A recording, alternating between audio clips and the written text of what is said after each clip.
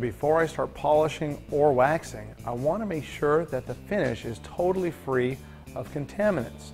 Contaminants can be paint overspray. Surface contaminations can be industrial fallout.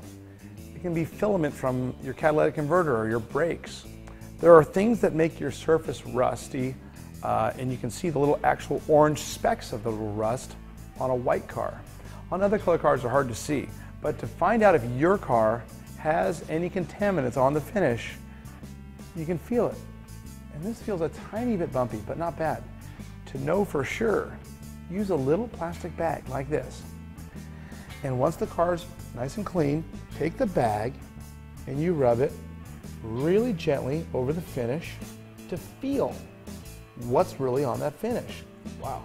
Now, so there's a good amount of little bumps on this finish, okay? And you're always going to feel tons up on the nose because removing bug guts 100% when you wash a car is difficult. The clay bar is what you use to remove all those contaminants. Paint overspray, industrial fallout, anything that makes the finish rough. So if you don't know if you need it, baggie test works every time. How often should you clay? I tell people to clay about as often as you get your oil changed.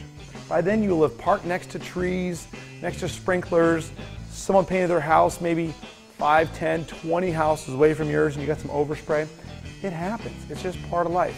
And claying is a totally harmless way to remove those impurities. I'm going to show you right now how it works.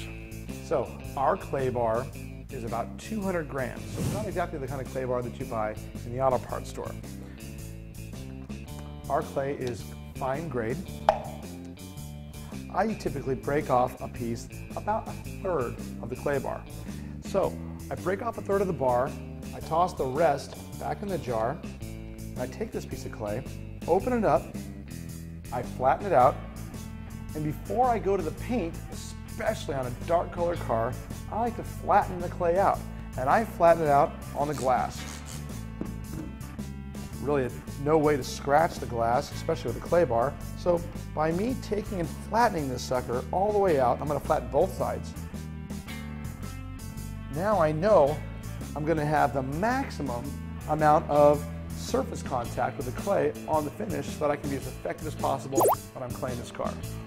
Now, starting to clay, what do you clay? First you clay the glass. Detail spray is your lubricant. So the detail spray is the best lubricant for our clay bar. Soapy water doesn't work as well. The clay bar will stick. Even our waterless wash doesn't seem to work quite as well. Detail spray is definitely the best lubricant that we have and suggest for this purpose. So claying the windshield, you'll be blown away at how many little things that you thought were chips might be dead bug guts, might be overspray. Wow, that's what I pulled off just the glass just now. This car's clean. So there's a lot of stuff on the paint, on the glass that you'll be blown away that you can pull off. So here I go.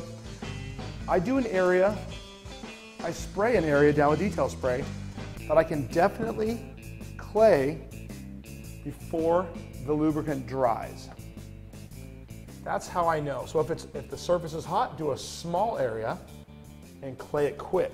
Whenever you're claying, one of the most obvious places that you're going to want to clay, the nose of your car. You have dead bug guts on there.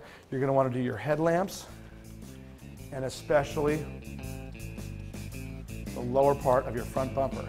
That's going to be where the most stuff kicks up off of other cars, most bugs die, and you're going to want to remove all those contaminants before you start polishing.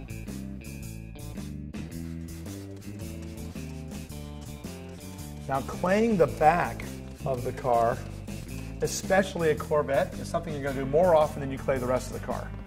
The back of this particular car, and anything with a flat back, consider your SUV, consider a pickup truck with a tailgate, anything like that picks up more contaminants than a normal car without this totally flat dropped off back. So you're going to notice that the back gets rougher faster, and you can see the amount of contaminants you can pull off this back. It's always going to be the roughest part of the car. So flip the clay bar often, flip it, turn it, work it. You're going to want to do the back, this particular back section of your car at least twice as often as you do the rest of the car.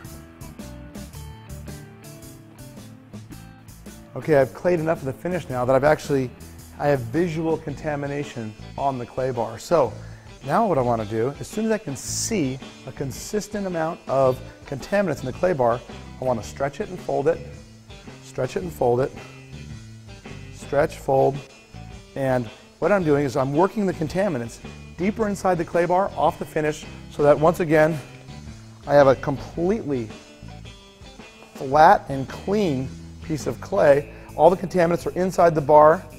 I get asked all the time, how long does the clay bar last? Well, this little piece of clay should do between 3 and 5 cars that are in decent to moderate shape. If something's really wasted, let's say you've got a work van that's parked outside day and night and has been for years, you can destroy a piece of clay on a single vehicle. It all depends on the amount of friction. Clay breaks down with friction, and typically people get at least 5 cars out of a little piece of clay. The whole car is clayed now. I'm not going to remove any of the lubricant, the detail spray that's now covering the entire car. See, I've got it on the glass, I have it on the paint, I have it on the headlamps, all the reflectors. But the reason I'm not going to remove that is because it's actually going to help me when I go to polish the car. Now, I pretty much know what it's going to take to get this car back to perfect, and that's going to be our next segment, machine polishing with the Flex Polisher.